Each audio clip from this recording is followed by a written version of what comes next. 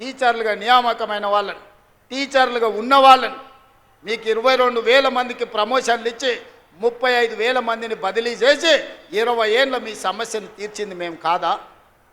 ఇన్ని పనులు సంవత్సరం లోపల చేస్తే అప్పుడే చంద్రశేఖరరావు, తారక రామారావు, హరీష్ రావు, కవితారావు ఇక నువ్వు దిగుతావా లేదా అని జోలె భుజాన్ని కేసుకొని బయలుదేరు. ఏందయ్యా మీ కడుపు నొప్పి? 10 ఏళ్ళు మీరే ఏలిండ్రు కదా, 10 ఏళ్ళు మీరే పచ్చగున్నారు, పండిందంతా మీరే మేసిండ్రు, పచ్చగున్న కాడ మేసిండ్రు, వెచ్చగున్న కాడ వండుకురు ఫామ్ హౌస్లల్లా. మా పేదోళ్ళ గురించి ఆలోచన చేసిరా? మా పాలమూరుకు నీళ్లు తెచ్చిరా అని నేను అడుగుతున్నా. 10 ఏళ్లలో మీరు ప్రాజెక్టులు కడితే మా పాలమూరు ఎందుకు ఎడారి అవుతుంది? మా ఆడబిడ్డలు వలసలు ఎందుకు పోతారు? ఇయాలటి కూడా కొత్తకోట దగ్గరనో, దేవరకద్ర దగ్గరనో, పెద్దమందడి దగ్గరనో జంటలుగా మేస్త్రీల దగ్గర, గుంపు మేస్త్రీల దగ్గర పైసలు తీసుకొని పిల్లల్ని ఇంటి దగ్గర వదిలి వలస పోతుంటే మా కష్టం గురించి ఎన్నడైనా ఆలోచన చేసినవా చంద్రశేఖరరావు అని నేను అడుగుతున్నా. ఎన్నడైనా మా వలసలు, మా కష్టాలు, మా తట్ట పని, మా పార పని, మా మట్టి పని, మా రక్తాన్ని చెమటగా మార్చి ఈ దేశంలో ప్రతి ప్రాజెక్టు మేం కట్టినాం. బాక్రానంగల్ నుంచి నాగార్జున సాగర్ వరకు, శ్రీశైలం నుంచి శ్రీరామ్ సాగర్ వరకు మా చెమట లేకుండా, మా రక్తం దార బొయ్యకుండా కట్టిన ప్రాజెక్ట్ ఏదైనా ఉందా అని చంద్రశేఖరరావు నేను అడుగుతున్నా.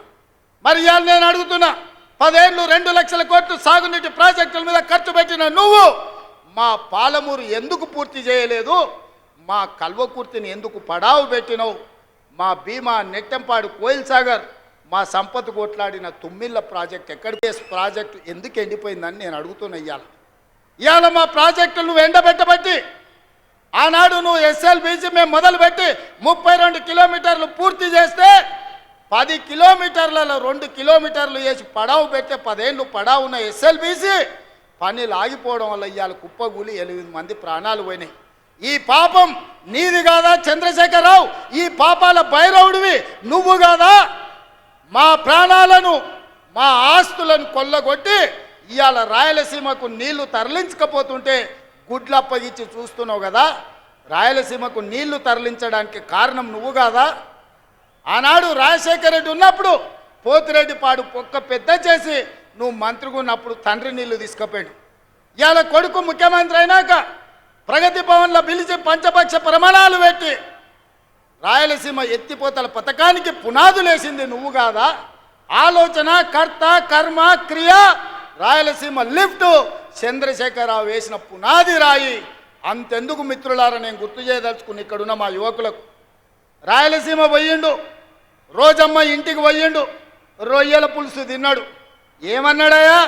రొయ్యల పులుసు తిని రాయలసీమను రతనాల సీమ చేస్తాన్న సన్నాసోడేవాడని నేను అడుగుతున్నా.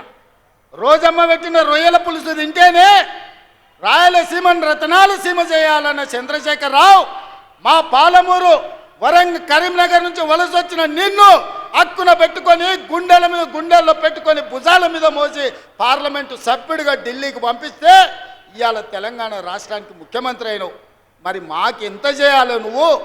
ఇవాళ నిన్ను ఎంపీగా గెలిపించినందుకు నీ చర్మం వచ్చి మా పాలమూరు బిడ్డలకు చెప్పులు కుట్టించినా కూడా అది తక్కువనే అవుతుంది. నువ్వు పాలమూరు ద్రోహివి. కృష్ణానది జలాలు ఈరోజు ఆంధ్రప్రదేశ్, రాయలసీమ కొల్లగొట్టకపోతుందంటే 100% దుర్మార్గుడివి నువ్వు.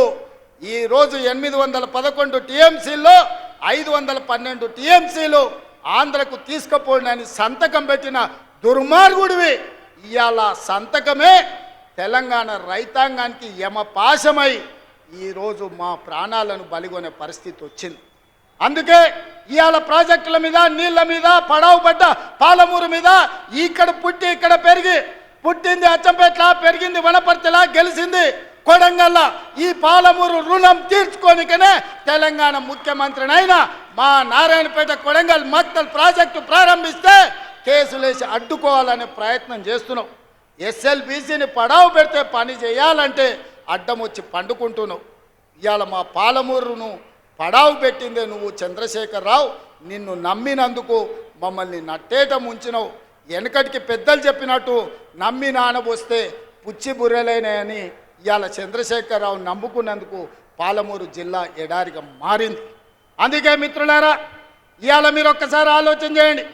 10 సంవత్సరాలు చంద్రశేఖరరావు ప్రభుత్వం బీఆర్ఎస్ ప్రభుత్వమే ఉన్నది కదా, మీరందరు కలిసి మేఘారెడ్డి, నన్ను, మల్లు రవిని, బట్టి విక్రమార్క గారిని, మధుసూదన్ రెడ్డిని, రాజేష్ను, శంకర్ను ఆశీర్వదించి 5 ఏళ్ల కోసం అధికారం ఇస్తే ఏడాది కాకముందే మమ్మల్ని దిగిపోమంటారు.